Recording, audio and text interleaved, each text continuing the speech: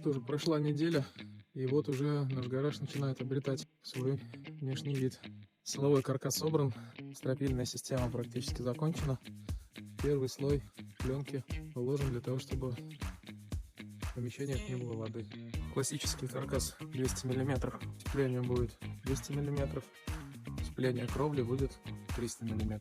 Сухая строганная доска, антисептированная, естественно. Будем держать в искусе.